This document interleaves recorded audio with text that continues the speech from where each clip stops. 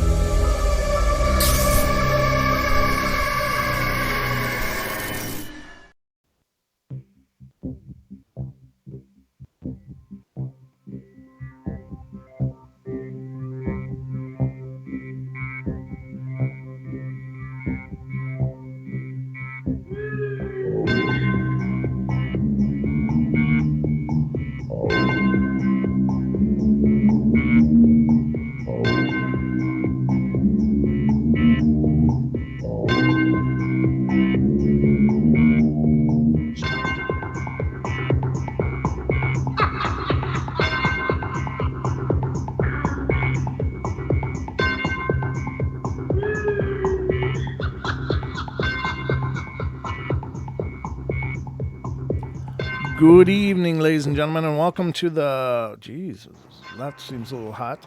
Welcome to the Paranormal Portal. It sounded like my mic was distorting in my ears, so I don't know if that was too hot or what, but welcome everybody to their Friday show. I'm your host of the Paranormal Portal, Brent Thomas, and I'm here to entertain you.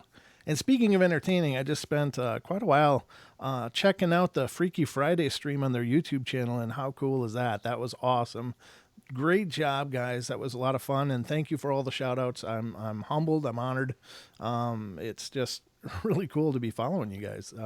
It's a great show, and if you haven't heard Freaky Friday before, where you been?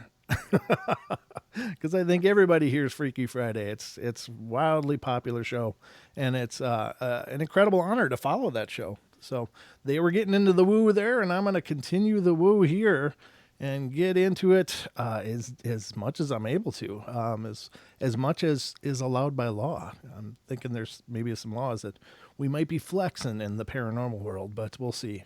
Hope you guys are having a great day. It's your Friday. I don't know what the weather's like in your world, but it sucks here. It's cold and rainy. Oh man, I actually had to wear shoes today. It was really a sad day for weather. If that's important to you, and it is important to me, but nothing I can do about it. The weather's going to change regardless of how I feel about it. I hope you guys are ready for a great show. I'm hopefully going to do a good job here. I always try to, but I just want to let you know if you want to be a part of the show, if you've got something you'd like to share, some paranormal happening or event in your life, I'd love to hear about it. Please feel free to call into the portal at any time. The phone number for the show is 720-923-0500. Again, 720-923-0500. So if you're looking on YouTube, of course, the number is right over here above my head, up on the screen there. If you're in TFR, just do your best to remember 720-923-0500. Hey, Julia, good to see you in the chat. I hope everything's going good. You had some dental work done. I hope it's feeling better now.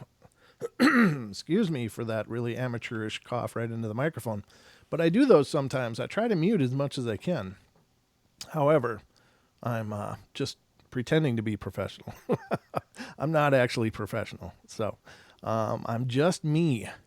But tonight we're going to start off the show with some listener emails. And I've got some really cool ones that I'm excited to read for you guys. It's always a great pleasure and honor when people send in their stories. To me, that's truly one of my absolute favorite parts of the show. Call-ins are my favorite, as well as people emailing in their experiences. That is just nothing more powerful than firsthand encounters. To me, I mean, we can all find stories and things out there on the web, and maybe they're true, maybe they're not, and maybe they're embellished, maybe whatever. But when you guys submit your stories, I just find it absolutely fascinating and wonderful. And I've learned a lot through your guys' emails too. I mean, I've learned some little behaviors or some little piece of logic that you'll throw into your stories that really makes a lot of sense to me and may answer about, a bunch of questions that I've got in my head about this phenomena, or these phenomena, as it were. But just really cool, and I'm always excited to read your stories. But if you have a story of your own that you'd like to send into the show, you'd rather not call in and be on the air, then please feel free to email it to us at paranormalportalradio@gmail.com. Again, paranormalportalradio@gmail.com. So hopefully we'll get a bunch more, but I got some good ones tonight. One of which came through, unfortunately it came through on Facebook. So I've got to go dig for it here. Which is fine. I mean, I guess use them. It's just harder for me to keep track of them, and I oftentimes forget that I got them. So let's read this. Now, the gentleman who sent this in was a listener named Harvey, and what Harvey's sharing with us is a really cool account, and I'm going to read this to you. It's all one big extensive paragraph. No offense, Harvey, but it's just one big. It was written through Messenger on Facebook, so it just makes it a brick of text, and those are those are always a lot of fun to read. But we'll get through it. Let me just blow it up a little bit here, though, because I'm getting older, or the fonts are shrinking. One of the two. Either I'm getting older or they're shrinking their fonts on me. So. All right, the story that Harvey's sending us is, he says, I've been listening to your podcast recently and thought I would tell you about my experience. While in the U.S. Coast Guard in 1989, I was stationed at the base in Alameda, California, that used to be the Coast Guard boot camp. The boot camp had been shut down years earlier and was now a support base. The base is an island with one bridge or causeway providing the only way on or off the island other than by boat. And I was on the security police force and standing guard at the gate on a graveyard shift. Well, I was alone at the time at the gate, but there was another guard on duty that does a roving patrol around the base. And it was about 2 a.m., and I hadn't seen a car or even another person in at least an hour. And I had a small radio on the desk in front of me playing music, but it was down low enough so that I could hear anything approaching my guard shack. I started hearing a weird noise, and it slowly started getting louder. I thought it was the radio, so I turned it off, but the noise got louder. And I realized it was coming from the direction of the causeway, but there was nothing there. The causeway is all lit up all the way across. Nothing came across without me seeing it. I walked out and stood by the road where I would normally stand, and when a vehicle would approach, but as the noise got louder and came closer, I could hear horses whinnying, their shoes on the pavement and what sounded like wagon wheels. And then I heard people, men and women, talking and laughing like it was a party. I could hear the noise coming from the direction of the causeway, pass right in front of me, and go on down the road and fade away. Never saw anything. I carried a gun, but I had nothing to point it at. And that was his submission, and I wrote back and said, geez, that's really amazing. Do you know if the causeway existed at a time when people would have been traveling by carriage and horses? So I'm very curious about it, as it sounds like a residual kind of haunting event. But if there was no path historically, then it wouldn't quite explain what you experienced. So he wrote back and said, that's what's weird. The island was a man-made island in 1913 during an estuary project. Then it was developed, and the Coast Guard took over in 1926. It's never been a place where it was frequented by that type of travelers or visitors. I was thinking maybe there was an incident that happened before the causeway was installed that resulted in the deaths of these people, and then when the causeway was built, the spirits took advantage of the new road. I've never heard it again, and I never heard of anyone else hearing it. Although, since it's a boot camp there have been several deaths on that island, and the medical building was definitely haunted, but it was torn down in the early 90s. So, and then he wrote another piece and says, while we're on the subject, there's another place I served that had some paranormal activity, Coast Guard Station Golden Gate. Part of their responsibility is finding and retrieving the bodies of those who jump from the Golden Gate Bridge. They average about 40 a year, and I was stationed there for over 3 years. Once they receive a report of a jumper, the crew races to the rescue boats and begins their search. Sometimes it's quick, and sometimes it takes hours to find the victim, depending on the weather, visibility, fog, wind, seas, and currents in that time of day. Once the body is retrieved, it's brought back to the station, where it waits until the coroner can pick it up. I actually lived at the station, so I've heard a lot of phantom footsteps coming up the stairs and nobody's there. My name called out in the middle of the night, and people have seen faces reflecting back in the upstairs windows that weren't theirs. Visiting children have seen people sitting in the exposed rafters of the ceiling. Kind of creepy, but you get used to it after a while. So yeah, I mean, that makes sense. I don't know. I don't know the dynamics of what happens when somebody, experiences something like that. But I'm sure with that much tragedy encased in one building, it doesn't surprise me at all that there would be some spirits hanging around. Maybe they just didn't see the way to the next world or something. I don't know. The next realm beyond the veil, whatever you want to call it, heaven or whatever. But yeah, very powerful. And thank you so much for sending that in, Harvey.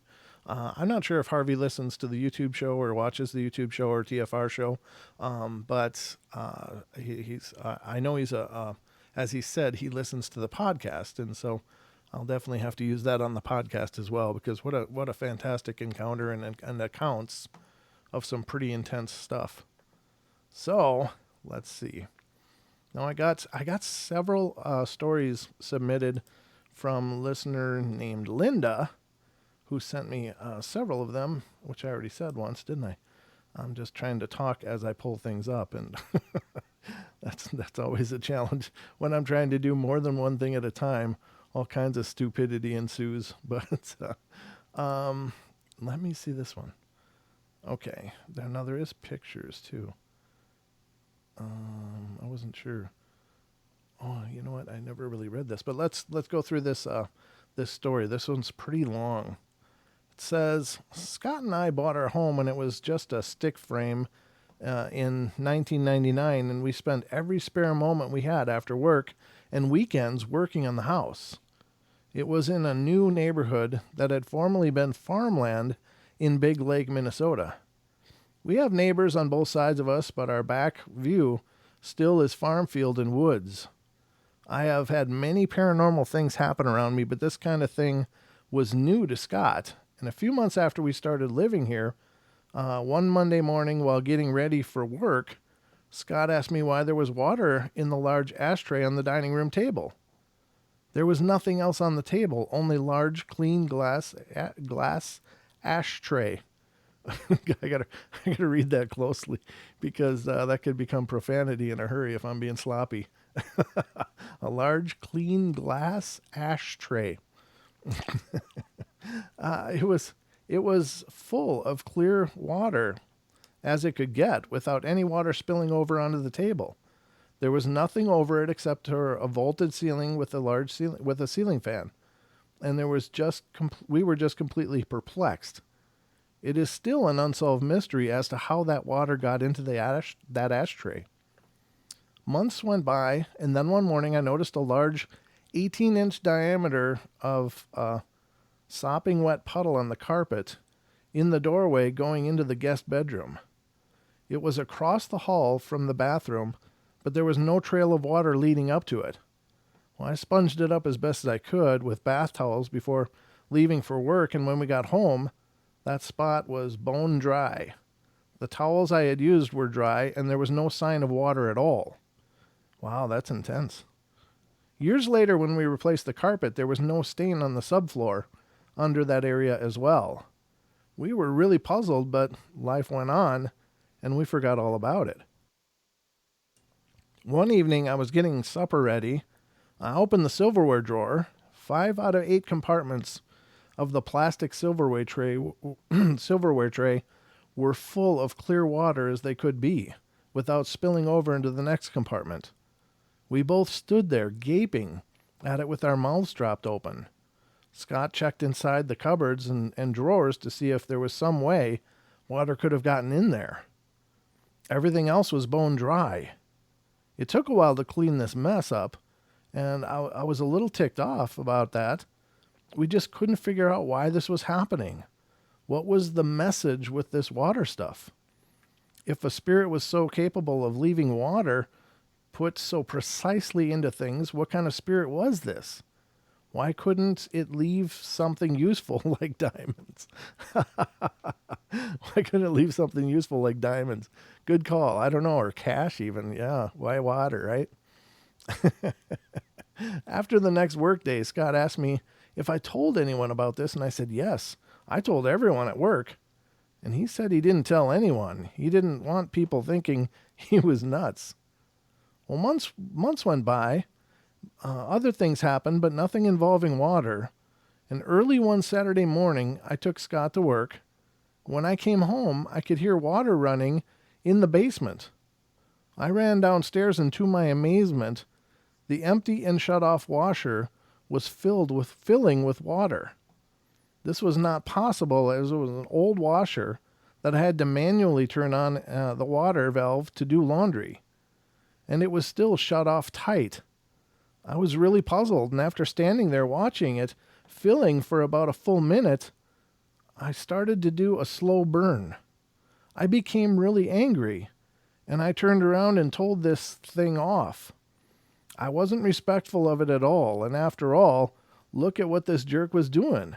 I yelled, "What is the point? What are you trying to do? If this thing overflows, I know it could cause an electrical fire. You're trying to take my home away from me? Jesus made it possible for us to make this home and have this home, and I know that you know who he is, and he has my back. How dare you? Get out. You are not welcome here, and you stay out of our home and off of our property." Well, that worked. Nothing happened for years after that. I started blessing the house periodically, making it clear that only loving spirits were welcome, no others. I found that I have to keep up on that because things still do occur. Then one night in 2015, I had gone to bed early. Scott stayed up to watch TV, and when he went to put the leftover supper in containers, he opened the Tupperware cupboard and found several containers with clear water in them. He ran up the stairs yelling, Linda, you have to come see this." By now we had phones with cameras, so I took pictures. He was so freaked out that I knew he wouldn't do this to pull a prank on me. He even wondered if we should have the water tested. I thought, what's the point? I said, it wouldn't really prove anything other than I have to tell it to leave again. It hasn't happened at the house since then. However, now it knows where I work. We are both CNC machinists, and this is an unusual profession for women, and the shop has one large restroom for only guys. The office has 2 single restrooms, one men's, one for ladies, and one day I went into the ladies' room and the water faucet was wide open, going full bore. I just stood there for a few seconds before shutting it off. I went and asked all 4 women in the office if they had a clue on how that would happen. Of course, they didn't know. I had a real sinking feeling that I knew who it was, and I couldn't imagine that anyone would leave it like that on purpose. I have been here over 15 years now, and a lot of the guys are new, and I'm sure that no one here recalls my stories of the water ghost from years before. So I just dropped the faucet incident. I don't ponder on the mystery anymore. I use to search the internet looking to see if this has happened to anyone else, but no luck. I am somewhat sensitive and I can't get anything on this. I give up. I figure that unless some medium comes along and zeroes in on who or what or why this is happening, fine by me. I'd like to know. Otherwise, when I cross over, I have a bone to pick with this entity. It's the first thing I'm going to do when I cross over. 2 weeks ago, when I entered the ladies' room once again, the faucet was on full blast, and I said, "Oh, you are so not funny. Just knock it off already." I turned off the water, turned around, and went straight into the men's restroom instead. Has anyone ever heard of this type of thing going on? Could it be fairies, poltergeists, the spirit of some joker who I knew before they passed on? This mystery has turned out to be the most puzzling one I've ever come across. Thank you for reading my story, Brent. If anyone has any ideas on this, I would be more than happy to hear them. The three photos of the water in the Tupperware are included in this email. Okay, so let me pull that up so you guys can see. Where's the water here? Oh, I see it now. Okay. Yeah, okay. So let's pull this up on screen for you guys. This is this here is water in this container here, it looks like. So that's that one. This one has water in it too. That is really strange. I don't know if the one under it does or not, but I can see it in this one and in this one. There's a water line going along here and a water line along this edge. There's number one. Yep, there's the water in this one showing the hand. Yeah, that's really, really strange. And here's the third one, and there's that water in that one. Huh. I guess, what's really curious about it is that it seems to have dried up super fast. I know when I've spilled water on my carpeting and sponge it up with a towel, I mean, carpets stay wet for like really a long time. I don't know how dry your air is, I guess. If your air is really dry, maybe it would dry out quicker, but in Minnesota, it's, a pretty humid place usually. I don't know that it would take too long, or that it would happen too quickly, that it wouldn't dry up too quickly. So that's pretty incredible. Thank you so much, Linda, for sending that in. I also have 2 other stories from her as well to go through here on the show, or at least one more. I don't know if she rewrote this one. I think one of them she mentioned that she was rewriting. So let me get back here and see which one. Oh, no, there, and this one. That one, this one, and okay, no, we got 2 more. Yeah, for sure. The next one has to do with an angel story. Let me see, what do I have left here for time before the commercial break? 4 minutes, 44 seconds. Oh, I see somebody's calling in on the TFR line. There is no, the TFR line is not the correct line to call in on if you want to call into the show. You'll have to call into 720-923-0500. Again, 720-923-0500 if you want to call into the Paranormal Portal. We have a different call-in line than the network. So again, 720-923-0500 if you want to call into the Paranormal Portal. Because we do call-ins like all week long, so we don't just have the network call-in. This is specifically for the show. So let me see, 3 minutes. I don't know. I don't think I can get through this in 3 minutes without power reading it, and I don't want to do that. So we got 2 more stories to go through, ladies and gentlemen, which will happen after the break. And I do encourage you guys to call in if you do have something to share. Though I think it's a great listener night. It's kind of your guys' night. Friday nights are a great night for listener contributions. So if you've got something you want to contribute to the show or something that you've experienced, please call in 720-923-0500. Oh, thank you, Julie, for putting that in TFR as well. I appreciate that. It's just a different number. So, but I would like to encourage you guys as well to check out our podcast. Now, just so you know, I think a lot of people are kind of confused about what the difference between internet radio, a YouTube channel, and a podcast are. And those are really, honestly, they're 3 very separate kind of things. So internet radio is what we're on when we're on TFR Live, which we're also simulcasting onto YouTube at the same time. So Friday, Saturday nights, we are on TFR Live, which is also broadcast on iHeart Radio on the TFR channel, on TuneIn on the TFR channel, and on TalkStream Live on the TFR channel. So we're on internet radio in those locations as the TFR stream is simulcast across those other platforms as well. We do simulcast that stream. So from here, my studio, I'm splitting our stream. One goes to TFR to go over the internet radio, and the other is streaming live to the YouTube audience.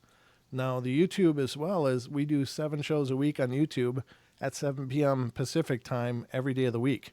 So on Friday, Saturday, these shows are also on the internet radio, but otherwise they are just YouTube shows, and there is a YouTube archive of these shows as well.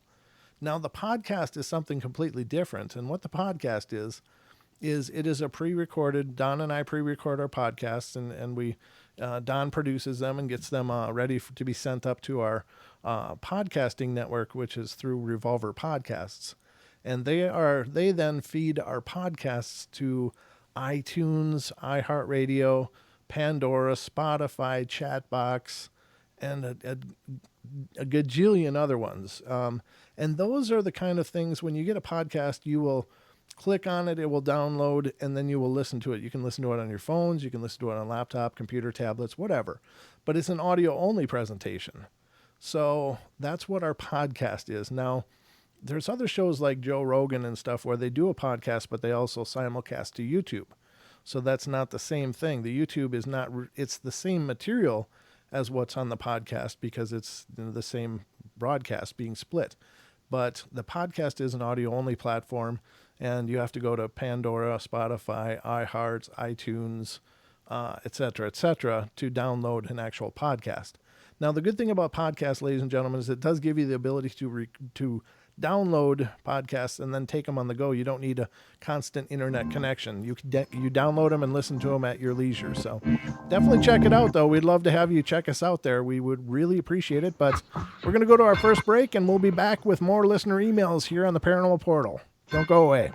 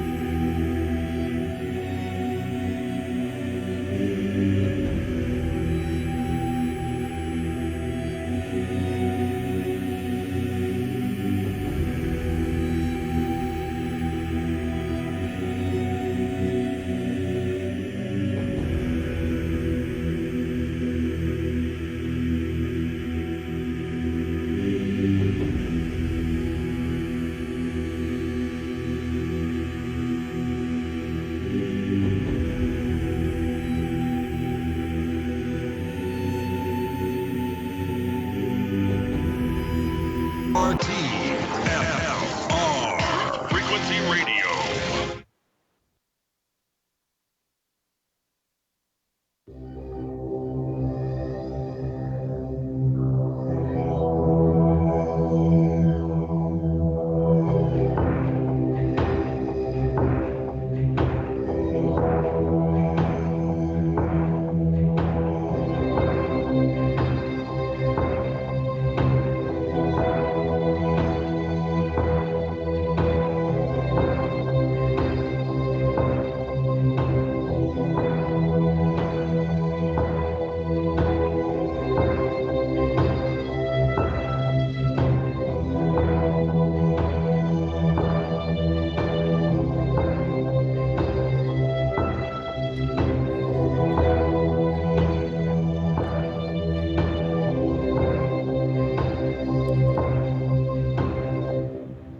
And welcome back, ladies and gentlemen. The second half hour is now underway here on the Paranormal Portal. And I'm your host, Brent Thomas. And you are now in the Paranormal Portal. Wait, let me try that again. You are now in the Paranormal Portal. Thank you. That's the beauty of little extra special buttons on the mixing board. So, welcome everybody to the second half hour of the show, and we are currently underway reading some listener emails. I hope you guys are enjoying it. What the hell was I going to say? I was going to say something. Now I forgot. Darn it. I forgot. It was something I felt was important, but I'm sure I'll get back to it. I'll remember it eventually, and then it'll be important still. But I guess without further ado, I'll get back into the listener emails. And again, we got another one from Linda from Minnesota. She's got two more for us to get through tonight. And by the way, I did want to say I'm not sure what that first one, what you're dealing with. It seems really bizarre, the fact the water's drying up so quickly.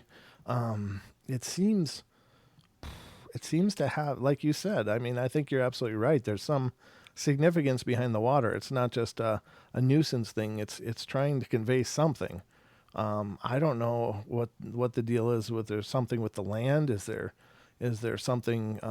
Is there water nearby that somebody might have drowned in, and they're trying to show you pictures of water? Like, hey, I'm a ghost, but I'm giving you water because this is how my journey ended. And I don't know. It's really tough to be on the outside looking in and trying to make sense of these really seemingly arbitrary signs. Maybe to the spirit it makes a lot of sense, but to you it's just more crap you got to clean up. And so I get where you're coming from with that, and I sympathize wholeheartedly. I'd be like, oh God, like for instance, and I've shared this on the show many times, when I saw the chandelier pulled out of the ceiling of my old Victorian home.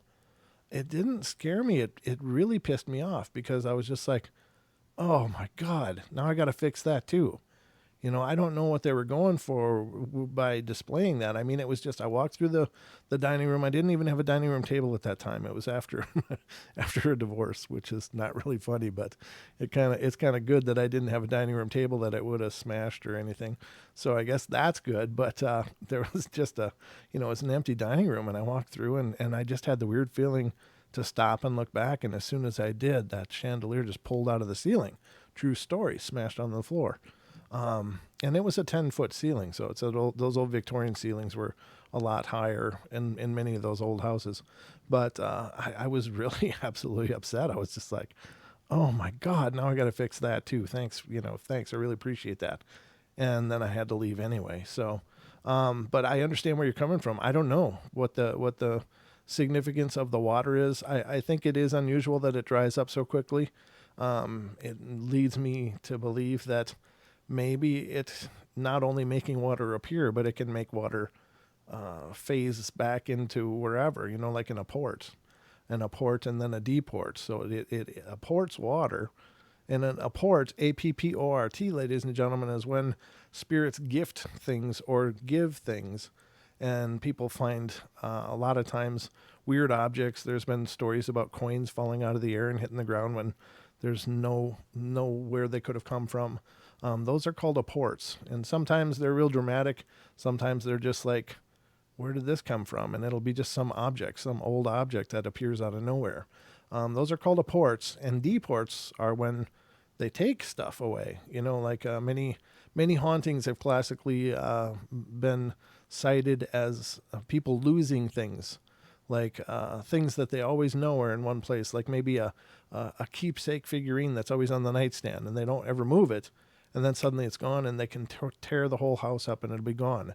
Now, one story we covered just recently on the podcast was people were losing stuff, and they were losing stuff, and there was things disappearing, just tools, items, and then even the mom was washing with the wash rag, while the husband was trying to open this old chest of drawers that was in the house, and they couldn't get it open no matter what they did. They tried and tried, and he had finally decided to use a crowbar. The mom had been wiping windows and set a rag down, and they smashed open the drawers, and inside was all of the stuff that had been missing. Into this chest of drawers that nobody could get into, all of the items that had been taken were being stashed in there. And they smashed it apart, got the drawer open, and there was everything they'd been missing, including the wash rag that the mom had just used washing the windows. So as soon as she set it down, boom, it was gone, and boom, it was in that chest. So very peculiar. Again, I can't vouch for the authenticity of the story, but the story is represented as a true story. Is it for sure? I don't know. But it's not unheard of for that kind of stuff to happen. So what it seems is that the spirit is upporting the water and then potentially deporting it, and that's why you're finding that it's dry really quickly when it probably shouldn't be yet. So what does that mean? I don't know. Could it be an elemental? There are of course elemental spirits, which, fire, earth, air, water. There are many spirits that are associated with water specifically.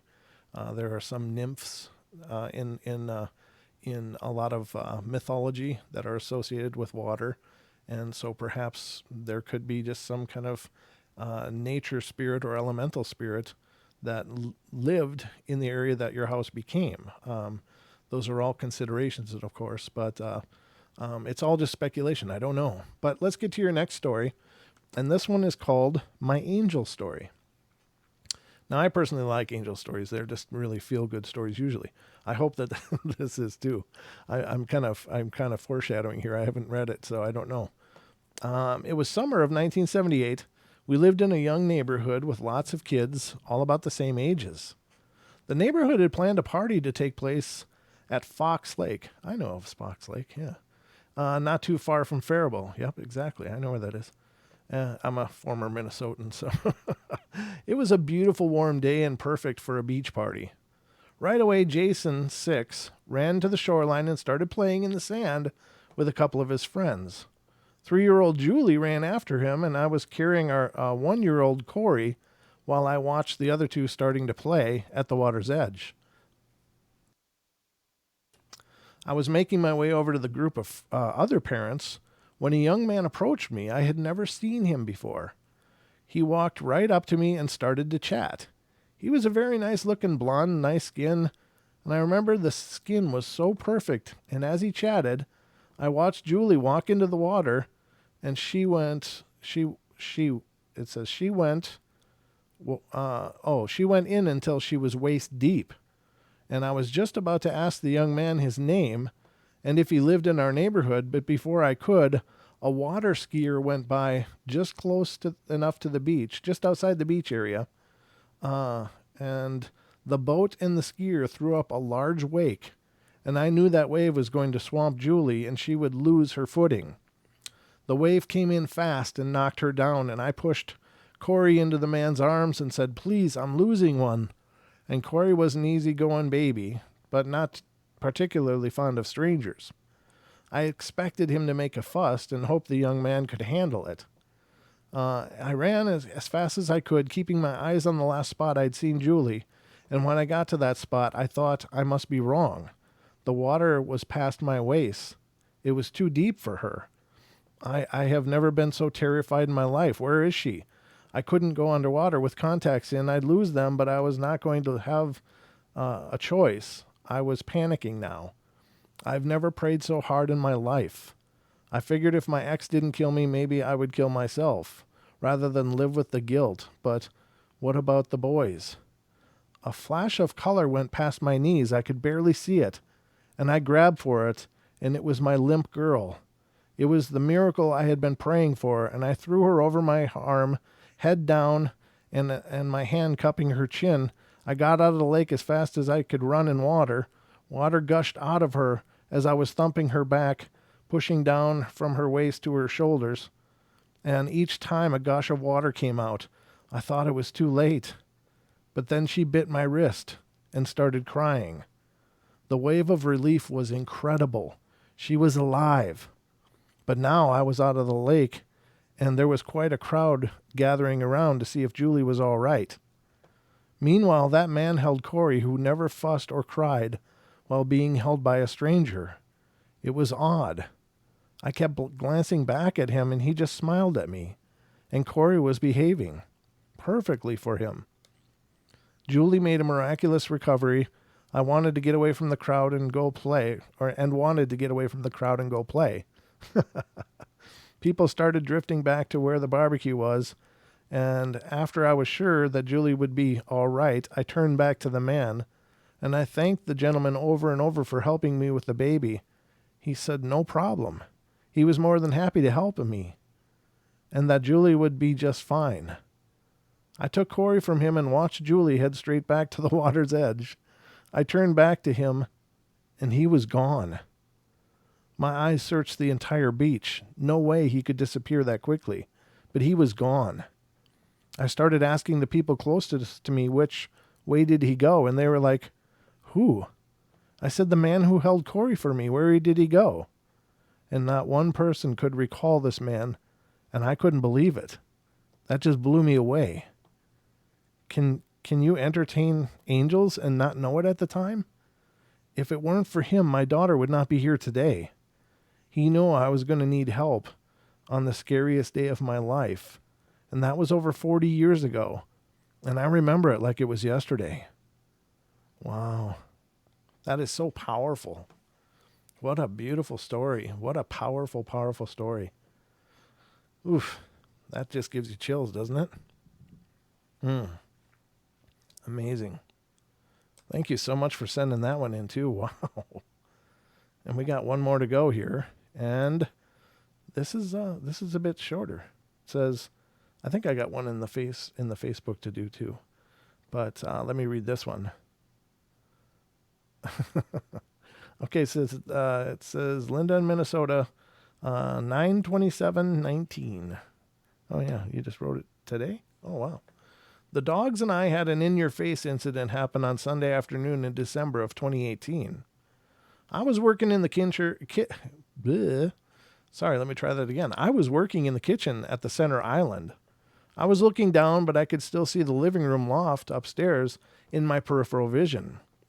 A ball, seeming the same size as half a dozen toy balls that the dogs have, came flying from downstairs, up and inward, traveling in a perfect arc to the upstairs. It flew over the railing and landed it with the usual noise a ball would make on the upper level floor. I said, "Wow, Scott, what a good throw that was."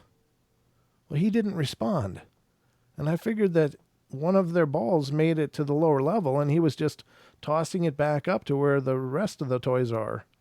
Meanwhile, my little dogs went berserk, running in circles, barking. Neither one picked up a ball. A few minutes later, Scott came in from outside. I said, "But you were just downstairs, weren't you?" He said, "No."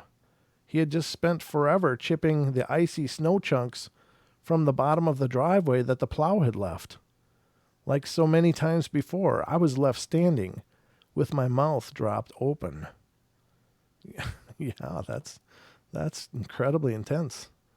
So it seems like you're kind of a a font of spiritual activity there, Linda in Minnesota. What the heck's going on there?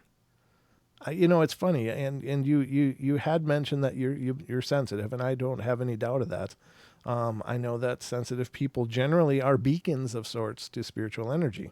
So spirits are drawn to sensitive people or people with even latent psychic ability. A lot of times people don't even know that they have that ability. I mean, I think we all do. So I'm not trying to differentiate and say, well, some people are just special and some people aren't. In fact, that's one of my pet peeves is when even I know people don't mean any harm by it, but when people say gifted to me is like, it creates a distinction. It creates a separation, and I don't think that that's right. And I know people don't mean any harm by it. They're just trying to explain it in a way that makes sense. So it's a benign term, but I think that it leads the impression for a lot of people that, well, some people have it and some people don't. I think all people have ability, in terms of some kind of extra awareness, whether that you want to call it psychic or empathic or whatever term you want to attach to it. And it's up to you. I mean, and they are in actuality pretty distinctive, different meanings to each one of those terms. But generally, I think that we all, by virtue of, having a spirit, are spiritual, whether we know it or not. And I think that by being a spiritual being, we are automatically endowed with those abilities. But some people are very turned on naturally. They just have those switches on, and it's not hard for them to just tune into this stuff. Some people just live a portion of their life. Like the younger years of their life, they can be extraordinarily psychic and aware, and then for some reason it just kind of fades into life. And that could be because of what life means. Growing up, we have more and more things demanding our attention, demanding our focus, demanding our participation. Whereas children don't have that. They are really, quite honestly, in most cases, just very free spirits. And so they have never had that beat out of them through the course of life. Not that, everybody that's lost it has had it beat out of them, but I just think that, as we grow and as we participate in our lives, these things change. And it's always there, I think, but we kind of lose it. But I got a call here on the board. Let me just get to the call and see what's going on. This is Anonymous. You are on the air. Brent. Yeah. You've been having me on hold forever. And what's up? You've been on hold for 6 minutes. Too long. Too long. Too long? How you doing, man? It's Tony. I'm doing good, brother. Great to hear from you. How you doing? I'm good, man. Friday night, chilling, watching you. So, ladies and gentlemen, figured I'd call and say hi. This is Tony Merkel from the Confessionals podcast. Welcome to the show, brother. It's great to hear from you. I've actually been meaning to reach out to you off the air as well, and I'll have to still do that. But how's things in the Confessionals world? Oh, it's going good, man. Going good. I'm it's kind of off topic, but sure. You asked, so I'll tell you. Sure. I'm actually dropping my own beard oil series, Confessionals, starting Tuesday. We're going to have Sasquatch scent, Dogman scent, and Spectre scent. And I'm really excited about it. It's coming out on Tuesday. So it'll be for sale on the website, theconfessionalspodcast.com. Excellent, brother. Congratulations. That's a huge deal. That's awesome. Dude, all right. Here. Is there music? There is.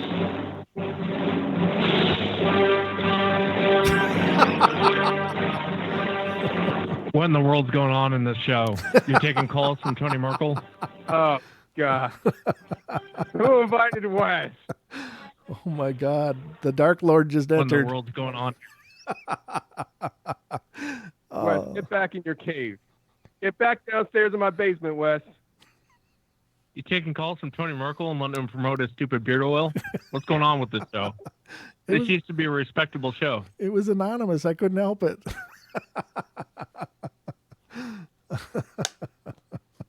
And you said you were going to call Tony Merkel. My question is why? Yeah, but man. I didn't say what I was going to call him.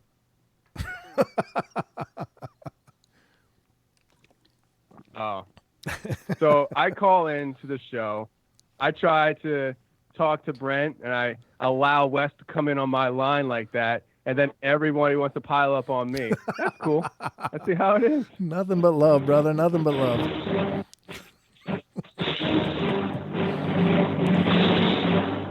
That's enough of Tony Merkel.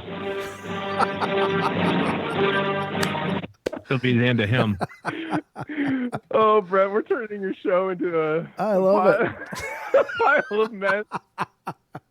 You guys are killing me. This is awesome. Fantastic. Mr. Wes Germer and Tony Merkel on at once here on the Paranormal Portal. This is like a instant roundtable kind of episode. We're hijacking. And I don't want to give away any spoilers, but I got a Manscaped commercial coming up where I accidentally Manscaped Tony, not down below the belt, but above the belt instead of Sasquatch. So he tried for that on Sunday.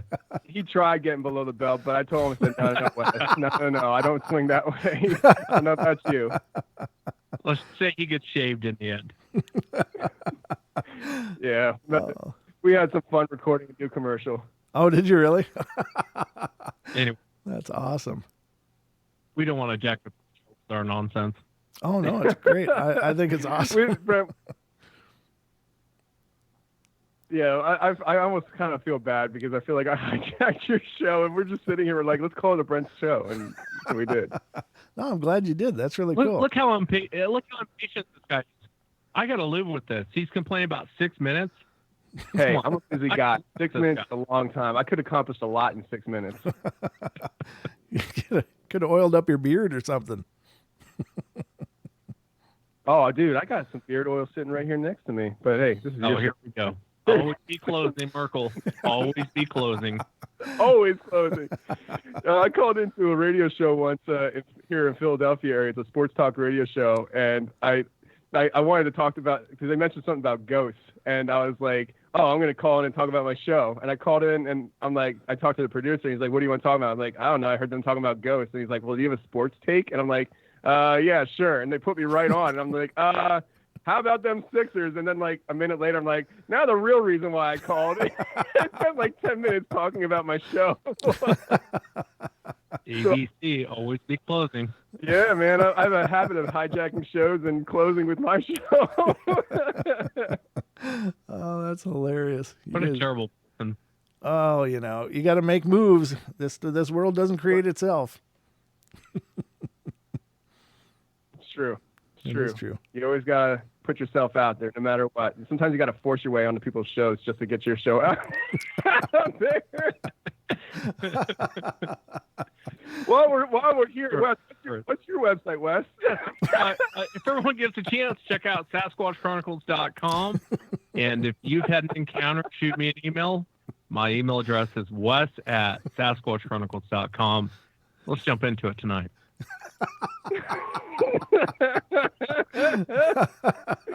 Oh my God, man! I'm sorry, Brent. Are you kidding? This is radio gold. Are you guys kidding me? This is awesome. Oh my gosh! I haven't consumed any alcohol for the weekend yet. I'm doing this sober. Yeah, and I'm well, yeah. Don't lie, Wes. Don't lie. You guys are killing me. This is I awesome. said on Facebook, I drink a lot of. When push comes to shove, I can't tell you what's in it. Oh man. So how's things? Well, I think we successfully sabotaged the show. You did. That was quite a ninja strike you guys just pulled. That's awesome, though. I appreciate it. I'm going to be listening to this replay for days. Oh, good. Yeah, that's awesome. What you should do is download it and then just cut this clip, and then like I don't know, just cut the clip where Wes actually advertised his show. Cut that part out, and then put the rest. Just include the portion where we're talking about the confessionals. No, like what you should do is play what Wes said for his show, but every time he's like, this is, and then cut his name Wes out and put Tony. Just Brent, you say Tony, and then when he says the email address, say my email address for me. That would be, it's this real clip art kind of thing. Yeah, hilarious. It is hilarious, Wes. Shut up. Well, you think you're the only one with good ideas around here? Oh man. You guys Well, sorry, awesome. Brent. Sorry, I know you're closing up the show. Sorry to ruin the last 10 minutes of your show. It was Tony's idea, not mine. I gotta know. No. I got a full hour left to go, brother. This is a 2-hour show tonight, so. What day is it? Oh yeah, it's Friday. Where's Don at? He's here tomorrow night, Saturday night. So, but it's just me flying solo on Fridays. Wes, Go ahead. Wes, what are you doing tomorrow night? You want to call the show tomorrow night? Say that again. Do you want to call into the show tomorrow night, Wes? Yeah, we can call him tomorrow night. That's enough of Wes. We just hung up on Wes. So it's just you and me, Brent. How you doing? I got the last word, sucker. How do you like me now, Wes? I just hung up on Wes Kermer. Have a nice night. Oh, brilliant. And that's what happens when I'm in control. That's the last time he lets you control Skype, I'm betting. Oh, man. That's brilliant. He had no idea that was coming. I'm so glad I did that. He said that to Don the other night on the show.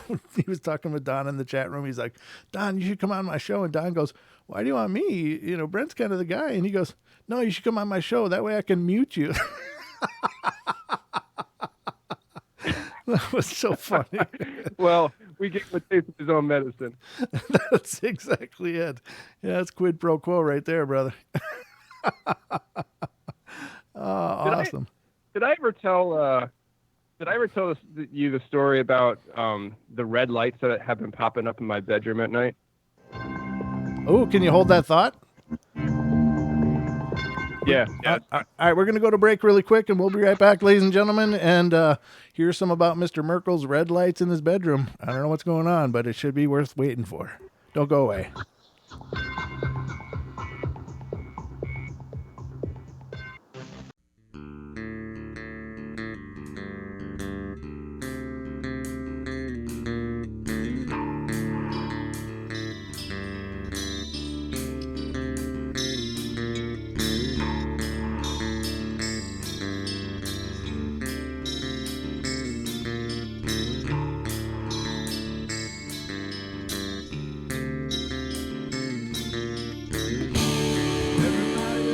Play their games. Everybody loves to place their bets.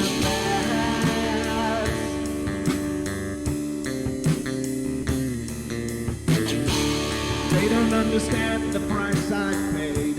They don't care to comprehend.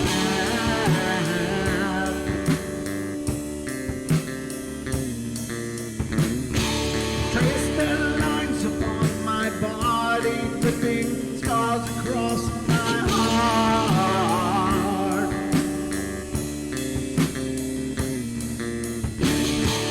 Raging anger boils inside me as their lies keep falling apart.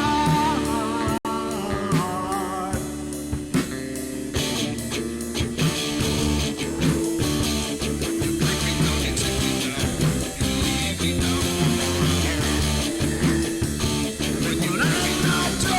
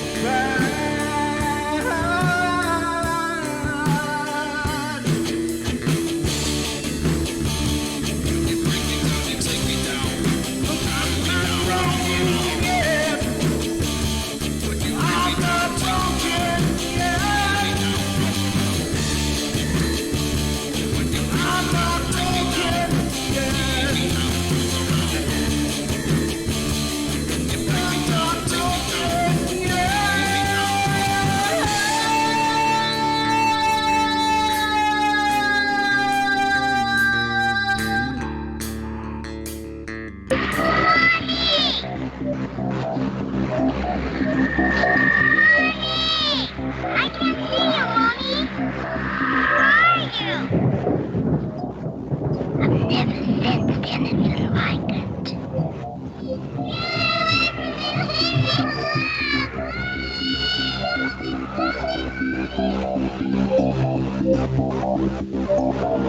Carol Ann is not like those she's with. They're attracted to the one thing about her that's different from themselves. Her life force is very strong. It gives off its own illumination. It is a light that implies life and memory of love and home and earthly pleasures. Something they desperately desire, but can't have anymore. Right now, she's the closest thing to that. Poltergeists are usually associated with an individual. Hauntings seem to be connected with an area. A house, usually. Poltergeist disturbances are of fairly short duration, perhaps a couple of months. Hauntings can go on for years.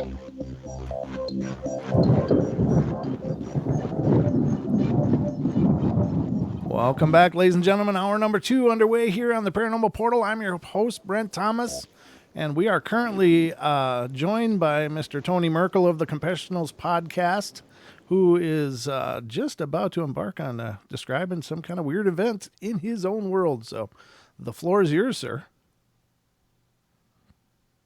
Thanks, man. And thanks for having me back. No, I feel bad that I maybe crashed the last hour of your show with Wes. I was sitting here thinking, man, it must have been chaotic for you. No, it's so awesome. If it was, I'm sorry. I swear to God, I really loved it. It was really cool, and I, you know, you're welcome to do it anytime. Really, seriously. All right, well, we'll plan a better crash next time. But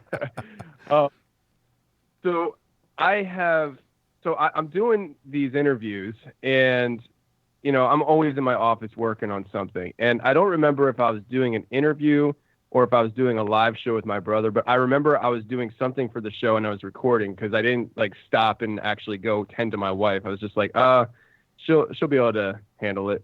So, but she texted me while I'm doing something with the show recording, that she had just saw a red light in our bedroom, and she said that it illuminated next to the TV, and then it shot off to, she said it shot off to the right, and she said it left a light trail as it did it. And she said it happened really fast. And so I read this text message, and I'm just like, that's weird. So I keep working, and, you know, I go to bed at like 3 o'clock in the morning. Mm-hmm. Next day I talk to her about it. She tells me, and she says that, you know, because we have a TV on my dresser right next to where this had happened. Mm-hmm. And on the TV, you know how like when you have on a TV, when the TV's turned off, sometimes there's a red light that illuminates on the bottom of the TV. Mm-hmm. And we usually cover that up at night with like a t-shirt because the red light just bothers us while we're sleeping. So she said that one, the TV light was covered up, but also where this light appeared was on the opposite side of the TV, and it was like out further. So she's basically trying to tell me it wasn't the light on the TV, which is what I suggested to her. And so, you know, time goes on, and I forget about it. I'm just like, well, that was a weird experience, I guess she had, and I don't know what to tell her. Maybe she was seeing things, maybe her eyes are going bad. Uh-huh. And so I'd say about 2 months ago or something like that, I go to bed, and I go to bed late at night. And, you know, I go to get in bed, and it turns out my son's in bed with us. So I'm trying to get situated, you know, with the kids laying in between us. And he doesn't like covers. And so I'm trying to cover myself up because I like covers. And my wife likes covers too. And so we got this guy in the middle who doesn't like covers. And my covers are like all piled up around my waist, but they weren't like all the way up because I didn't want to cover my son up because he winds up kicking him off and it wakes him up. And so I had this big pile of covers down around my waist, and I just looked down at the covers. So these covers aren't, you know, basically what I'm trying to say is these covers were blocking any view I had of the room because they were just piled up on my hip. And so somewhere between the covers, which were on my hip, and my face, I see a red light real fast it illuminates, and then it shoots straight up, and it leaves a light trail. And I was like, wow, I think I just saw what my wife saw. And I have no idea what this is. And then it hits me, I've seen this before. Oh. So before we bought this house, we lived in an apartment in a different town. And in that apartment, I think there were paranormal things going on in that apartment. And this is, I lived in this apartment before I even looked into the topic of Bigfoot. I mean, I really didn't touch any of this stuff. And I would watch those TV shows and things like that. And we're in our apartment, and my wife used to do a lot of acting, and the plays that she was in, she would frame the movie posters, and she'd put them in the hallway. And so we had these frames going down the hallway. When I would sit in my chair and I'd be watching TV, I could see like on an angle down the hallway, and you could see reflections in these movie posters. And all the time I would see out of the corner of my eye, somebody or something walking from my bedroom to the bathroom across the hallway, or from the bathroom to the bedroom. And it would happen sometimes when my wife was back there, and I'd go back and ask her. No, she didn't walk around. And then there's times that I'd be home by myself and I'd see this. Ooh. And so, sometimes I just sit in my chair staring down the hallway, waiting for it to happen, and it wouldn't happen. It only happened when I'm watching the TV or I'm looking out the window. As long as I was not looking directly down the hallway, I'd see it out of my left eye, my right eye, with glasses on, with glasses off. Like, I tried eliminating everything. I was like, maybe it's a reflection or something like that.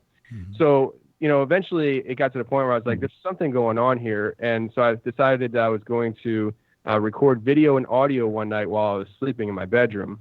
And the only thing I had was her laptop. And so, I set it up on my nightstand, and we turn out the lights, we go to bed. I'm thinking, okay, if there's something walking from my bedroom to the bathroom, or from the bathroom to the bedroom, if I point this camera towards the doorway, the computer, it should capture something if there's something doing this. Mm-hmm. And, it's a dark room, so I really don't know if I'm going to capture anything on video or what. But the next morning I wake up and I go to check the video, and I just scrubbed through it real quick, just trying to see if there's anything visually that sticks out. And within the first 10 minutes, I see this little blip on the camera. And so I stop and I actually play it.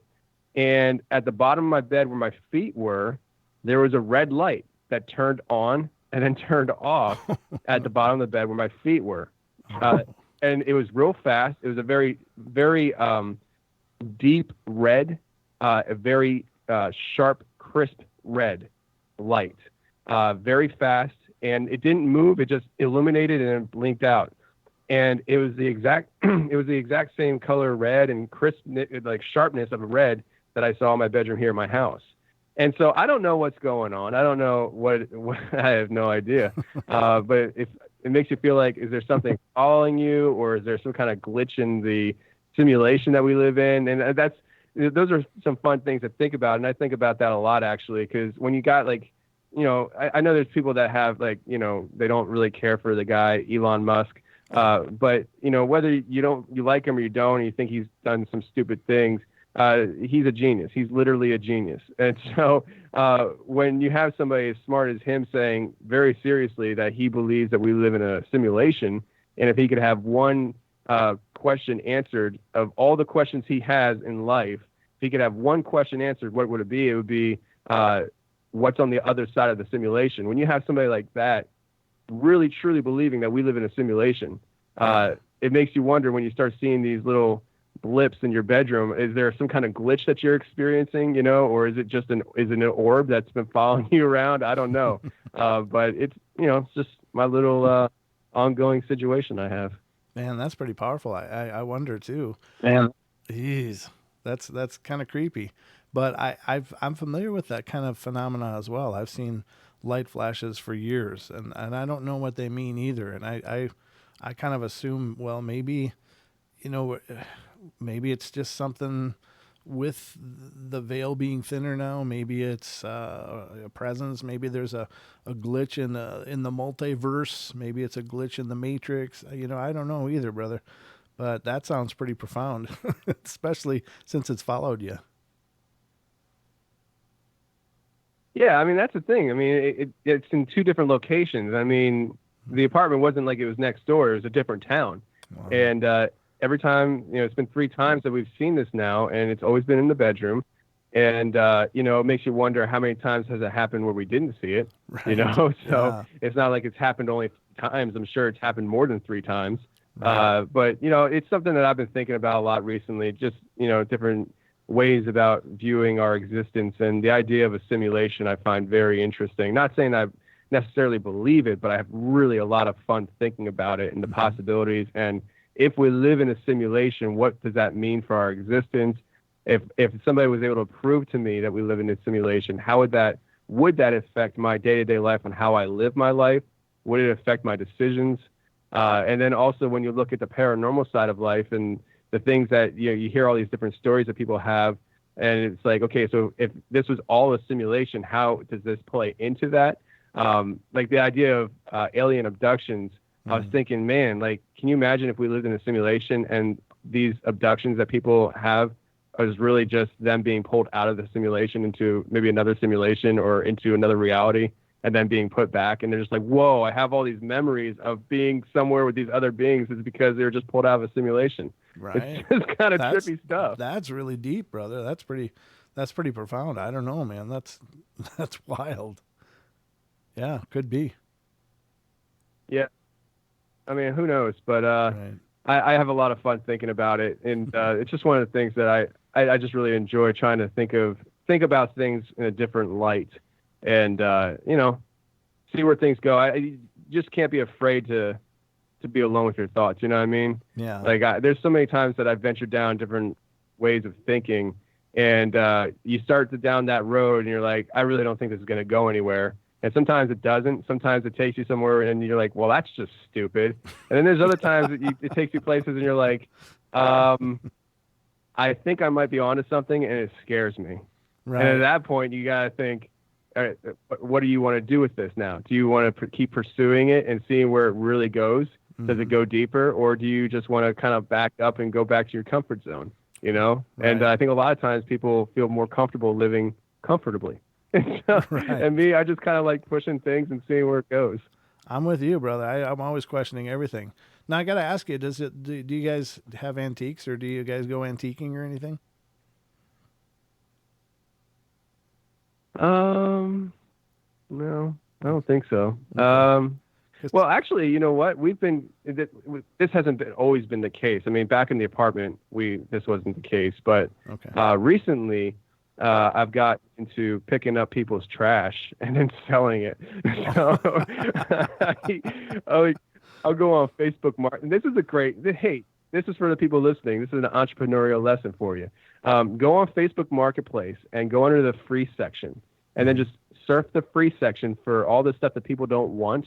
And there's some cool stuff in there that people are just giving away because they don't have time to actually sell it, or they're moving or something. Mm-hmm. Go pick it up, clean it up, and then sell it. And that's what we've been doing. And so I'll buy like a lot of kid stuff, like those little kid playhouses that go out in your yard. Oh yeah. I'll pick that up for sometimes free or $10, $15, and I'll clean it up nice and I'll sell it for $100. Jeez. And so Yeah. I mean, you can do a lot. Or you go to yard sales. We went to. Oh, and another thing is you go to a yard sale and you wait until the yard sale's almost done because they're more desperate to sell things, and then you go there and you get everything for a freaking $1, and you pull in a haul, and then you sell everything for up price and you make profit. Yeah, so I'm turning this into an entrepreneurial show. Sorry, I'm just talking. Well, this is all about life, brother. So that's pretty cool. But no, I appreciate that. I was just thinking that, if something was brought into the house or some possession came that maybe had an attachment with that you brought with you both places. But, it's hard to know, I guess. Well, it is possible. I mean, because we're always picking up crap, and sometimes, like, I'm thinking right now, this one yard sale we went to this past summer, we came up with so much stuff, and there was some like old, it wasn't old, but like some tables and some empty wine bottles that looked like they were more decorative. Mm-hmm. Yeah, you just don't know. You really don't know what you're getting. That's the thing when you're buying used stuff or you're picking up other people's trash. You don't know what's attached to it, and you don't know. Like, I think a lot of times people they walk through life and they don't really think about what's going on in everybody else's life and what other people are into and stuff. But I think people would be surprised to find out how many people are in this world that are really into, some crazy spiritual stuff, that's just kind of like it, but it's quiet because people don't talk about it because they're going to get judged and stuff like that. So they don't really talk about it. But I think there's a lot of people that are into some crazy stuff, real crazy stuff. I mean, I come across people that, especially doing with what I do, you start learning symbolism and different things to look out for. And I come across some people that have very interesting tattoos, and I know what it means. And it's like, well, either you're just picking that up because you think it's cool and you saw it randomly somewhere, or you know what that means too. Right. And it's like, okay, and so you really, especially tattoos, you can really learn what people are about with what they're willing to put on their body for permanent, forever. So yeah, that's true. But yeah. Very cool, brother. Well, I think this is amazing, and actually, I'd like to have you on the show sometime if you'd like to be a guest, and we could go down the whole deep rabbit hole, brother. Oh, sure. Yeah, no problem. We can do it. Yeah, for sure. We'll make it more formal instead of me calling in and harassing you. No, that's about great too. Keeping me on hold for 6 minutes. Yeah, well, you got to make the show go on. I appreciate it though, but man, you're welcome to call in anytime. It's always a pleasure, Sure. brother. All right, man. Take care. All right, have a good night. Ladies and gentlemen, Tony Merkel of the Confessionals joining us here on the Paranormal Portal. Very, very cool. I enjoyed those calls. I never know what the show's going to be. I've long since given up trying to plot these shows out because they always become their own entity. They always become their own masterpiece, if you will. I never know what each show is going to bring, but I always enjoy doing it. So, and thank you guys, both of you, for calling in. That was hilarious. You made my night. The Imperial March. That was very, very well done. It was Wes Vader. All right, guys, let's see what's up on that agenda here. I got some other stuff pulled up that I wanted to go through, and I thought this was pretty interesting. So I'm going to read to you about some weird things that have happened. These are, I don't know if they're necessarily directly paranormal, but they're definitely weird. These are definitely weird things. So I don't know. I find these stories very interesting. So the first one, get this. In 1995, a man named Terry Cottle killed himself by firing a .22 caliber round into his brain. As an organ donor, he gave his heart to a 57-year-old man named Sonny Graham. But when Sonny met Terry's widow, something strange happened. Sonny met with Terry's widow to thank her for the heart and instantly fell in love with her. They were married in 2004. After 4 years, their relationship followed similar patterns as Terry's, to the point where Sonny was also eventually shot himself in the head. Oh, dear God. That poor woman. Oh, my God. She had to go through that twice? Are you kidding me? Oh, what a horrible story. I mean, it started out really sweet, but it ended terrible. Oh, that's a terrible story. Oh, okay. All right, let's try the next one. Again, these are really weird, bizarre things, but this one is 1976. A man named Alan Showery killed fellow hospital worker Teresita Basa by stabbing her and setting her body on fire. There was little evidence linking Showery to the murder. In fact, the only evidence police had was an account from the only witness, which was Teresita Basa. A year after Basa's death, another worker at the same hospital, Remy Chua, claimed she saw an apparition of Basa haunting the lounge. Chua soon began to act uncharacteristically. She started singing songs she never knew and roamed the halls as if in a trance. One evening, she came to her family and spoke to them in Basa's voice, naming Showery as her murderer. Sure enough, when police investigated Showery's home, they found many of Basa's belongings, forcing Showery to confess. To this day, no one can explain how or why this happened to Remy Chua. Wow, very wild. So her spirit did get closure. That's pretty impressive. The next one, in 1973, a boy named Greg Garrett was playing in his backyard in England, or in Enfield, Illinois, rather, when he was attacked. However, it wasn't by a person, and the description of the attacker fit that of no animal anyone had ever heard of before. Thus began the legend of the Enfield Horror, Illinois' own mythical monster. Every person who has witnessed the beast describes it as the same 3 legs, 5 feet tall, taloned arms that curl in front of the torso like a T-Rex, and gleaming red eyes that peer out of the dark with a weird radiance.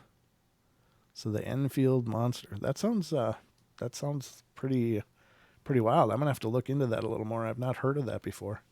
The Enfield Horror, ladies and gentlemen, of Illinois. Okay, so this one. Okay, so this one is the... Okay. Nobody believed Doris Byther. She was constantly drunk mother who abused her children because she herself was once abused. However, everything changed when several paranormal investigators decided to sit in a room to watch her struggle with the entities she claimed haunted her.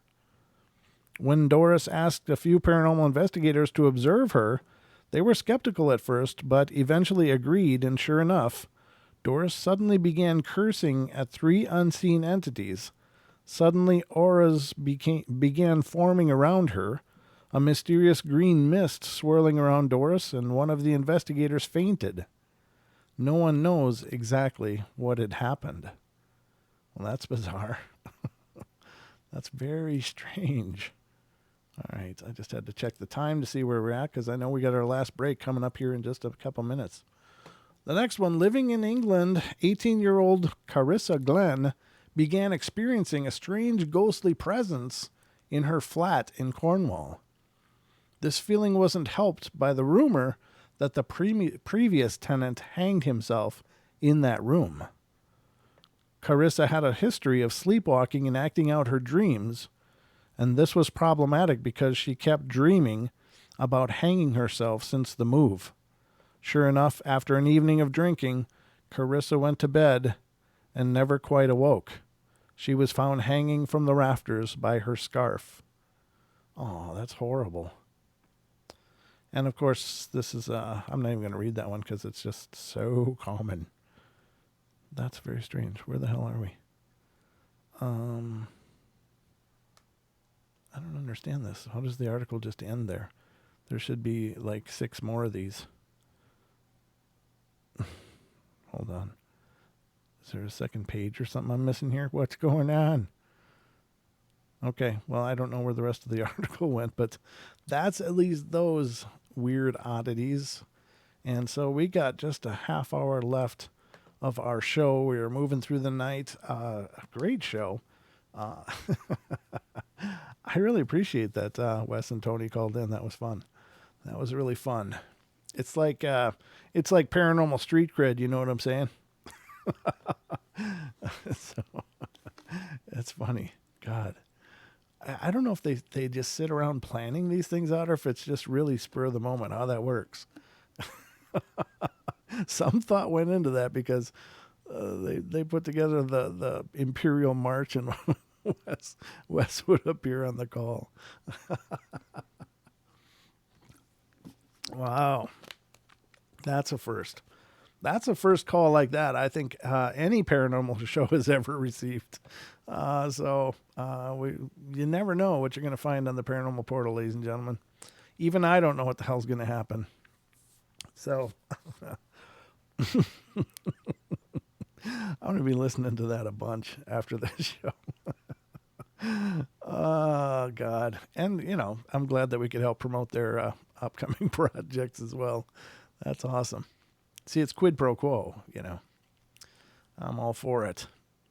But let's see, we got about a minute left. So, again, make sure after the episode tonight to stick around if you're listening on TFR, iHeart, TuneIn, and TalkStream Live, Or if you want to go to a different YouTube channel, you can stick around for Paisley Wild coming up next. Excuse me, for her The Spaces Between show. And that'll be coming up right after the Paranormal Portal. She does have her own YouTube channel as well, and you can check her out there in streaming format, or you can just head over to TFR Live and listen to her show. But that'll be coming up right away following the Paranormal Portal. And it's a great show, and she does a really good job. Lots of discussions about a pagan life and stuff like that. If you're interested in learning more about the pagan lifestyle, it's definitely worth a listen. Of course, a lot of dogma surrounds the idea of paganism and stuff, but honestly, it's not a dark religion at all. It's just a religion that usually circles around nature and natural energy, and it's very holistic in that regard. But we're going to take our last break, ladies and gentlemen, and the portal will start. This isn't the Titanic, is it? Lewis. All right, we're going to take our last break. Don't go away, everybody. We'll be right back for the last half hour of our show in just a moment or two. Be right back. It's amazing how people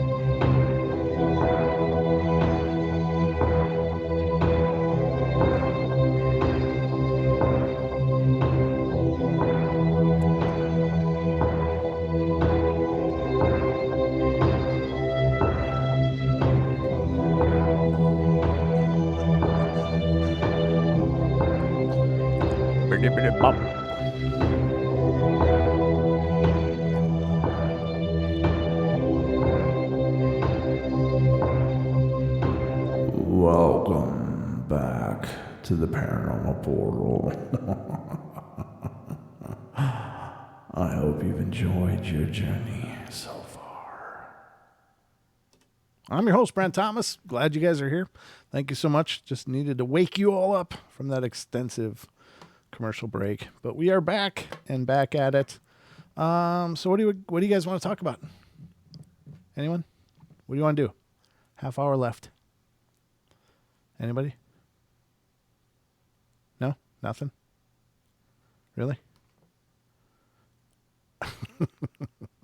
No, I'm just kidding. I'm just kidding. I've always got things here going on. And I got some stories that I wanted to go through. Just a few, if you don't mind, of some nursing stories. We've covered these from time to time here on the show. And I really like these because if there's ever a location that's bound to be paranormally active, a hospital is going to be it. Hospitals see lots of tragedy, lots of suffering, lots of pain, lots of fear, all these high supercharged emotions. They see people coming into the world and going out. And so there's no wonder that there seems to be a plethora of paranormal activity surrounding a lot of hospitals. In fact, decommissioned hospitals are one of the favorite spots for paranormal investigators to try to get into because, of course, there's always lots of leftover energy. So let's go through some of these. Excuse me. I got to mute for a second. Sorry. Since y'all didn't have anything you wanted to talk about, I guess I'll just continue to make it up as I go. All right. So the first story is the very small step-down unit I worked in was having nighttime staffing issues. I agreed to rotate to nights to help them out, and it was a 4-bed, newly renovated unit, and it was around 3 a.m., and I was watching the monitors, listening to the patients snore, and the pencil drawer slid open. I really didn't think too much of it since the hospital was on a very busy avenue, and thought it was caused by the vibrations from the traffic maybe on the busy road below. After sliding the drawer back several times, I decided if the drawer felt it needed to be open, well, then so be it. Several minutes later, I heard a noise in the room and the patient's bathroom door opening and the sound of someone pushing an IV pole. Since I did not have a clear view of the bathroom, I just thought maybe one of the staff members from the main floor had dashed in to wash their hands. And I looked up at my monitor and viewing to see a patient we recently had in the unit. It was Mrs. G, an older woman who came in with an atypical chest pain, became septic due to a gallbladder issue. She evidently had expired in the unit, and although the hospital itself had been on the site for years, the unit was newly renovated, right down to tearing down the walls and putting up new ones. And I heard the patient's bathroom door open, and again I heard the rattling of an IV pole and shuffling feet. I looked up and saw Mrs. G standing there in the middle of the floor, one hand pushing the IV pole, the other hand on top of the pump on the pole. She stopped walking, turned and waved, nodded her head, said everything was going to be okay, took a few steps, and disappeared. It was quite a sight to see. Shortly after that vision, one of the nurses from the floor came in to see if I needed anything, and I told her I was okay and asked her if she had ever seen a ghost in the hospital. She looked at me, gasped, and asked, "No, why?" I explained to her what I'd just experienced, and she had just said she would never step foot in that room again. Mrs. G was the first patient to die in that unit. She was well liked by all the staff, and my feeling was that she was watching over us. The day shift came in, and I told them my story, and they weren't surprised.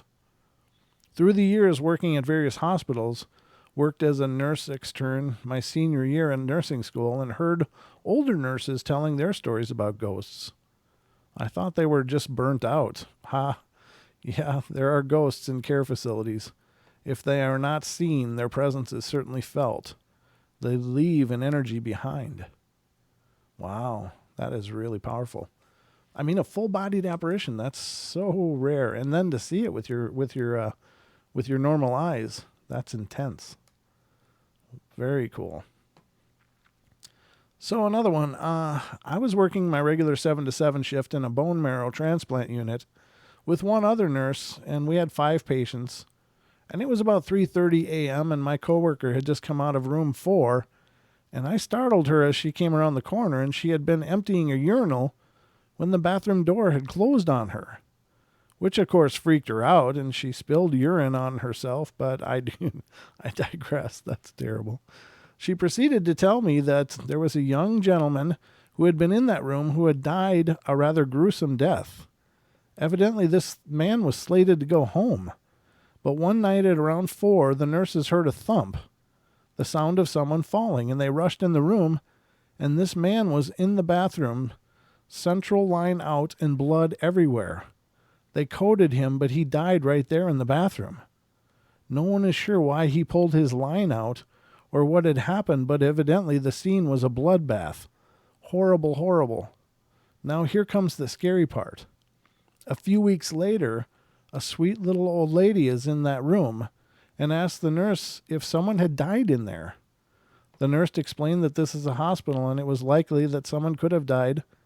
Well, this lady says, "I think a young guy died in here." And the nurse asks why, and the lady responds, "'Cause he's talking to me." Ugh. Okay, I'm not making this up.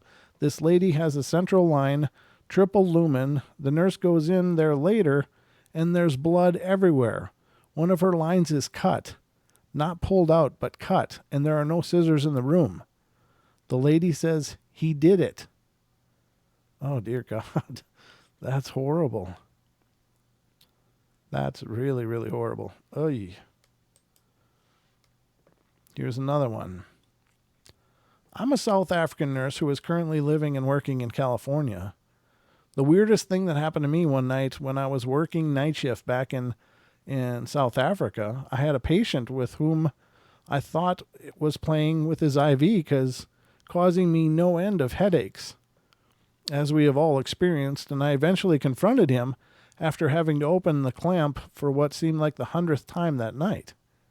He got really irate with me and said he had done no such thing but blamed it on a young nurse in a white dress whom he said had fiddled repeatedly with it. I was confused because we wear specific uniforms in South Africa, and they were not white at this specific hospital. Needless to say, I was really irritated, and I think we both ended the conversation feeling exasperated. I didn't think about his story about the young nurse for several weeks, until one night I was dealing with a totally different room and a totally different patient. The call light rang, and when I went in to answer, the patient said that he had a problem with one of my staff. Curious, I asked what, and he said a young nurse in a white uniform was standing quietly in the doorway of the dark bathroom, staring at him, and it was freaking him out. At this, my hair stood on end, but I reassured him that he must have been dreaming and checked the bathroom just to be sure. There was nothing there, but I will never forget it. Another instance, there was a patient who was terminally ill with liver cancer in a private room, and I was working days, but the night shift people said they hated going into the room because something would blow on the back of their necks and shadows would move where shadows shouldn't be. The man was a Christian, as was his wife, and his wife said she saw this black presence descend above him and his breathing would become labored. She asked myself and a friend to pray for her, which we gladly did, being Christians ourselves. We anointed and blessed the room and prayed with the family and asked the Lord to seal the room. And from that time on, the room was filled with peace and love, and the man breathed so much more easier. People had no more problems with going in there, and this gentle little man eventually passed away, but it was in a place of peace and love. Wow, that's hardcore. I have a call. Let me get to the call and see who's calling, because it's a calling kind of night. And this is area code 406. You're on the air. Big Sky, howdy, everybody. How you doing? How you doing, brother? Good to hear from you. How's things in Big Sky, Montana? It quit raining for a minute. which is kind of nice. Yeah, it's been really pissy You know, over here. you were on the subject of haunted places, and penitentiaries are another one that are really haunted. Those old abandoned places like that, abandoned insane asylums, and of course, abandoned ghost towns. And sometimes you get weird video from abandoned ghost towns. That's true. So just thought it might be interesting for us to compare notes on what the hell did you catch on that video. That is curious, and I honestly don't pretend to know what it is, but I'll tell you, my first suspicion was, oh my God, did I catch a Sasquatch? Because of course, I know you had said many times, look, they're up here. This is where they are. We've seen plenty of evidence of them being here. Lots of reports coming out of there. So I mean, but it seems, well, again, it's so hard to tell, because of the quality of the video. But something's moving up there. I know that. What do you think? Yeah, that's a guarantee. The interesting thing is that although the object, like you pointed out, and I said too, because I've been up there before, is about 5 feet tall from the look of it. Yeah. As you mentioned also, it could be back behind the edge of the ridge line, and you could be just seeing the top of it. Right. And I've looked at it a couple times, and it's like you said, it's so blobby at that distance, it's hard to make out any clear detail. Mm-hmm. But there's like 3 or 4 frames of the crop where it almost looks like it's just a head and shoulders sticking up above the ridge, and then it turns. Right. Yeah, that's possible too. Wow. I it's really got me gobsmacked. It really does. I'm trying to think of what I'm just trying to think of what animal could do that. I mean, we've got cows wandering around up there. They wouldn't do that. They wouldn't walk up a big rock pile like that. Cows aren't stupid. Any other large animal, predators like mountain lions or bears or something, I don't know that they'd go up on a spot like that to try and see you from when they could just sneak in through the woods and look at you from underneath a tree or something where you wouldn't spot them. Right. What would want to get up on a vantage point like that?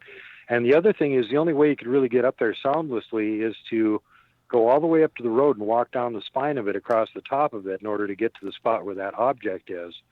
Because otherwise, if you try and go up or down the sides of that thing, it makes a big cascade avalanche of rocks, and it's really obvious. Yeah. You heard it. Oh, yeah, yeah. I will tell you that we did sweep that area before around it.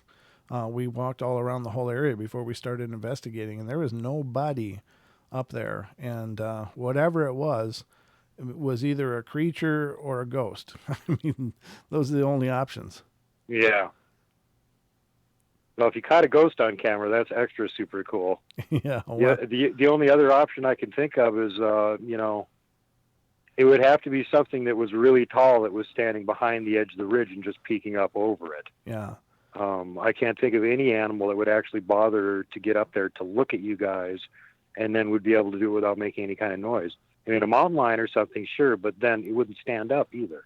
Right. And if it was, bears are generally skittish. Every story I've ever heard of bear in this entire region, people say they hear you and they get the hell out because they're hunted. They are a hunted animal, so they exactly. They have long memories and they don't like people. They really avoid people. So I don't know. I mean, if it's not a Bigfoot, it's a ghost or it's something, some other nebulous thing. I don't know. I just wish we could throw a ordinary known animal into it and say, yeah, that fits with it. But whatever it is, it's at least 5 feet tall and it's incredibly stealthy. Yes. And it moved fast too, because keep in mind, you only swept the top of that hill for about a second and a half. And all that movement happened in about a second and a half. Right. It ducked down silently. So there was from that motion, there was no cascading rocks on the other side, because you still would have been able to hear it if things were falling down the other side. There was no sound. It was just the shape ducking down, because it was pretty still. It wasn't like windy and loud or anything. It was just a real quiet day. Beautiful day, but it was really, and I just by chance caught that at all. And it was just because I was reviewing the video because Dan was going to be on the next day, and I wanted to just check it out to see if by first looks I could hear something that we needed to discuss on the show. And as I'm looking at it, I'm like, I was really not even focusing on that point when I was rewatching the video. I was looking a little down from there, but you know how people always talk about seeing shadows out of the, just out of the normal range of vision, like just up above or off to the side. And our eyes our eyes work with rods and cones, and around our focus point there's these cones that really capture a lot more light changes and are more sensitive to that. And so I wasn't actually focusing on that spot, but I noticed something changed up there. So then I replayed it and watched that spot up there, and I was like, oh my God, what is that? And so it was just by chance that I happened to catch it. And it's so small. It really is so small in the whole frame. It's a very small part of the frame that motion happens. But given the scale and the size, it would have had to have been considerable sized. Whatever it was, it had to be considerable sized. Oh yeah, for sure. I mean, that embankment's 25, 30 feet high. So, what you're looking at on the top of it is approximately human size. Right. Yeah. And like Brent has pointed out, it could be poking up over the top of the hill from behind it. Yeah. I don't know if you walked over and looked at the far side of it, but on the far side, it's about half as high. There's like a secondary embankment that something tall could have been standing up on and just peeking over the top of the rest of the rock pile. Sure. Yeah, that's very true. I mean, it was such a neat location, and then finding that little gem on top of all of the audio gems that we had from being up there, and getting intelligent responses to questions and interactions that really were so much more than Dan and I were prepared for. I mean, it was just so much better, and then to have that visual gem as well, I thought was really, really cool. Well, that's one of the reasons that I like to go up there when I can put a crew together that wants to do it, because it never disappoints. Something always happens. And, we've been up there where it was really active before, where all 5 people got messed with or, found evidence. One of them saw Bigfoot. We've had a visual sighting up there before. On the same trip, we had one of the other guys accidentally filmed one walking past it at night. Yeah. So, there's zero doubt in our minds that Bigfoot are there. Absolutely. Right. And now you had mentioned that a bear, a biologist, a bear researcher was up there following the time we were up there. Is that right? Or when was that? I don't know exactly what the time frame is. I'm still trying to track this story down. Okay. I got it secondhand from somebody that heard it through local news. But it was apparently a bear biologist. His job is to go around and do research on bears. And he was up there and spotted a Bigfoot instead of a bear. So this is one of those rare situations where, they like to go, you just saw a bear walking on its hind legs. Sorry, this is a bear expert. Yeah, that's a biologist that studies bears. You can't use that excuse on this one. Well, I mean, it certainly lends a lot of credibility to what's going on up there for sure, when there's a professional coming up there and having a really powerful witness as well. That's great. Mm-hmm. Great stuff. Well, I got to know that the place existed because somebody that I was a roommate with took a picture of tracks up there in, God, what was it? Spring 2014, I think. And he was just up there camping with his dog, and it had rained the night before, and he went for a little walk. And I told you the story when we were up there. Mm-hmm. There was the muddy tracks going up the old abandoned road, and he's going like, wow, big grizzly bear walking around here. And then he looked at him closer and realized there was no front paw tracks. Oh. And then he looked even closer and went, ooh, those are Bigfoot tracks. And snapped a couple pictures, got the feeling he was being observed, realized he didn't have the dog with him because the dog wouldn't come out for some reason, and turned around and went back to his camper. Yeah. So, this is, pretty much about as soon as I heard about the place, there's like, oh, here's a Bigfoot picture, Bigfoot track. Okay. I definitely want to go there. I will tell you this, though. I'm glad that I didn't see that before we went up there in the dark, because knowing that something was up there watching us during broad daylight, and then coming back when you can't see anything, I would have really rethought that whole approach, because it was just Dan and I. We were alone. Yep. There was no help, nobody nearby. And then to know that earlier that day something was watching us, and even if it was. Did you guys go over the top of the? Did you go over the top of the ridge line and come down past where the standing stones are, or did you go down the really steep hill and through the little valley? We drove over to the hunter's cabin. We did that first, and then. Oh, you drove up that thing? Yeah. Oh my God. Yeah, Dan had the 4-wheel drive, the rental. It was a 4-wheel drive rental, so we put it through its paces. And we got up there, and we were right there with the truck. And then of course we got down. We drove all the way back around to the main town center there. Right. So. Yeah, I'm glad you guys are in a truck, because our rule for researching up there is that you don't go up to that shack after dark. Oh yeah, yeah, I wouldn't, because they the biggies like to hang out in that little stand of the woods that stretches from below that shack around the edge of the hill toward where the camp is, essentially where all the fallen down buildings and stuff are in there. Right. That's one of their favorite spots to come in and peek at you. So if you're up there, you're like skirting this woods the whole way you're walking back. Yeah. And if you're by yourself, that's really a bad idea. So yeah. We had the truck, but I'm here to tell you, if something would have come up, I don't know, even getting into the truck would have felt like 5 miles away. Being in behind the truck, and if something would have come up, it would have felt like a long way to get into the cab of that truck. But yeah, no kidding. But I'm just glad. Well, I'm looking forward to going up there again next year, and hopefully you guys will be coming with, and we can go do another expedition up to the ghost town. Absolutely, you can count us in for sure, and we're going to see if we can bring more people with us this next time. We definitely there's so much territory up there that it would really take a pretty significant sized team to do a real proper paranormal investigation up there. But we're certainly game for round 2. We're just gonna bring more people next time, because there's a lot to cover. Yeah, and it's not just the haunted town itself. It's there's other things going on up there. That place is just creepy. It's really creepy. Yeah. I know I overuse that word for it, but superlatives escape me at the moment. It's probably the best, most well-honed word to describe Coloma, is just creepy. I'm going to send you another clip too, and there's something that I noticed, and I'm not going to talk about it on the air because I don't want to speculate, but it's something I noticed as I was rewatching the footage as well, and it's something I haven't even framed into a question yet, but I have a suspicion that there's something else going on behind Dan during one of the segments when we're walking down the road, and I want you to let me know what you think. But there's a lot going on up there. There's so much going on up there. It's just so much creepiness.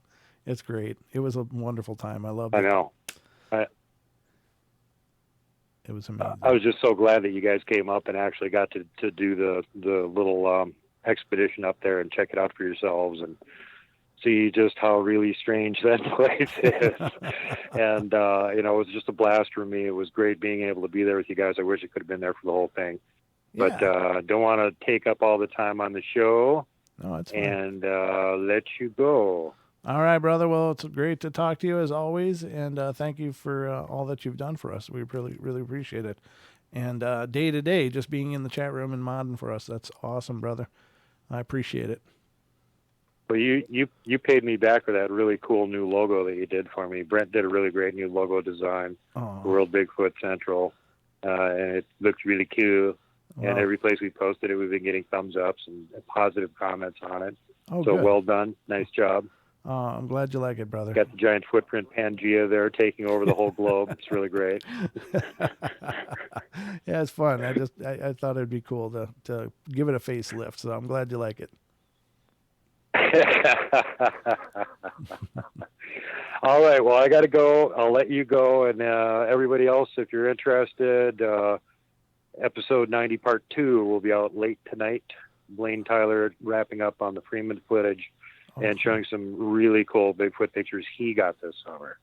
Excellent. So that's what you got coming there. So anyway, thanks, brother, and you guys have a good night, and I'll see you back in chat in a second. All right, brother. We'll talk to you then. Thank you. All right, ladies and gentlemen, Mr. Duke Sullivan of the World Bigfoot Radio, and you can find that here on YouTube if you're not familiar with it. Just look for the Brian Sullivan channel or do a search for World Bigfoot Radio, and you'll find all of his work and all of his shows, and they're definitely worth watching. He's got a lot of excellent material up there. So I guess that's really going to wrap it up for us. So, ladies and gentlemen, stick around for Paisley Wild coming up next. The Spaces Between is just around the corner. And I'll be back tomorrow night with Don with me, and we'll tear it up again tomorrow night. And you just never know what's going to happen on the Paranormal Portal. But thank you all for being here. I love you all. Be good, be kind, be nice. Take care of each other. Help each other out. Find the magic in every day, and remember to laugh as much as you can. I love you all. Thank you so much for being a part of the Paranormal Portal family. Good night, everybody.